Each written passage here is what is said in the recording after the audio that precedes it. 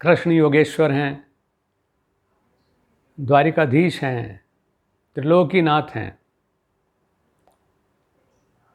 नटवरलाल हैं, जगत गुरु हैं, गीता के प्रवक्ता हैं। लेकिन वो बचपन से ये सब नहीं थे। कृष्ण भी विकसित हुए। उनकी परिस्थितियों ने, उनकी संगति ने, उनके गुरुओं ने, माता ने, मित्रों ने उनके भीतर के कृष्ण को पनपने का, बढ़ने का और सूक्ष्म से विराट होने का अवसर दिया। तब कृष्ण बने हैं। हम लोग आज के कृष्ण को देखते हैं, लेकिन अगर कृष्ण को सही रूप में जान करके अपने जीवन को उनसे कुछ लाभ पहुंचाना है, तो फिर उनकी जीवन यात्रा को जानना होगा और अपने से उसकी तुलना करनी सीखनी चाहिए।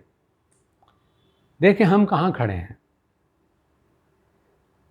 मैं तो कभी सोचता हूँ, अपने ही बालपन को याद करके मेरी सफलताओं को प्राय लोग कह देते हैं। चाहे बहुत अच्छे खिलाड़ी के रूप में रहा हूँ, चाहे बहुत अच्छे शिक्षक के रूप में रहा हूँ, बहुत अच्छे एडमिनिस्ट्रेटर के रूप में रहा हूँ, बहुत अच्छे मित्र और पिता के रूप में हूँ, जो जो चीज़ें हैं। लेकिन उन सबको बनाने में मुझे कैसे गढ़ा है लोगों ने, उसको मैं कैसे भुला सकता हूँ।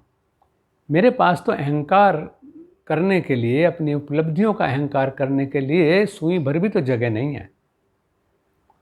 मैं एक छोटी सी घटना आपको आज सुनाता हूँ, क्योंकि ये घटनाएं जानने का भी आपको अधिकार है। साधकों को, शिष्यों को, मित्रों को पता होना चाहिए। मुझे एक चुगली ने मेरे जीवन को मोड़ दे दिया।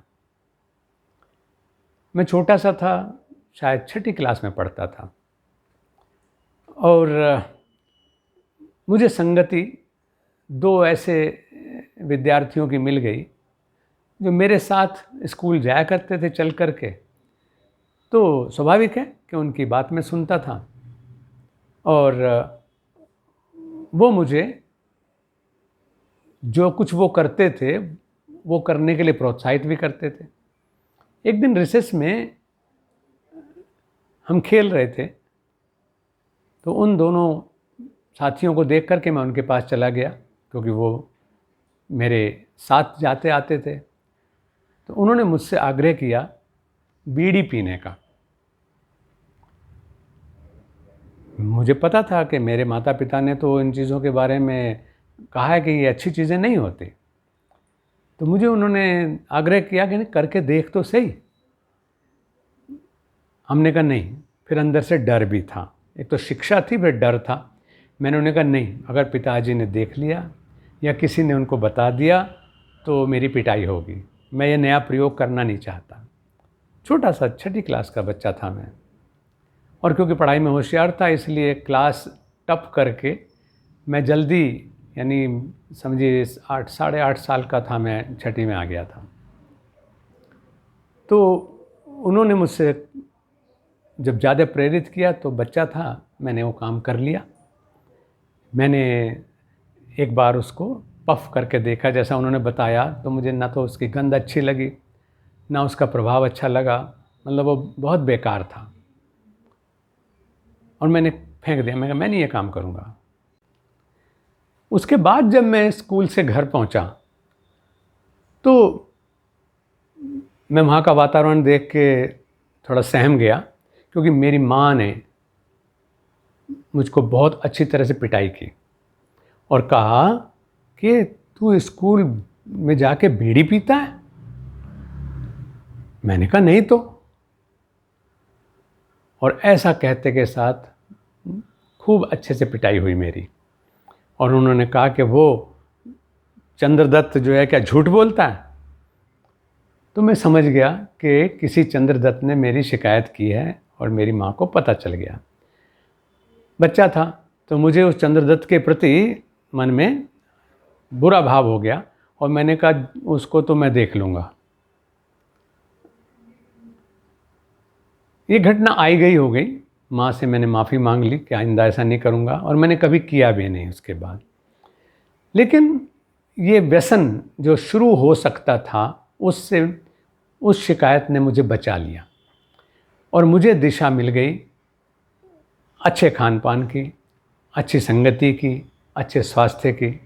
और मज़े की बात ये हुई कि ये घटना है 1960 की, और उसके बाद 1973 में जब मैं रुस्तम बना, यानी दिल्ली श्री बना, मिस्टर दयाली, तो मुझे बधाई देने वालों का घर में तांता लगा हुआ था।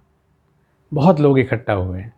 तो वो भाई चंद्रदत्त भी बधाई देने वालों में शामिल थे। उन्हें तो नहीं पता उस घटना का, क्योंकि वो बात तो मेरे माँ के बीच की थी।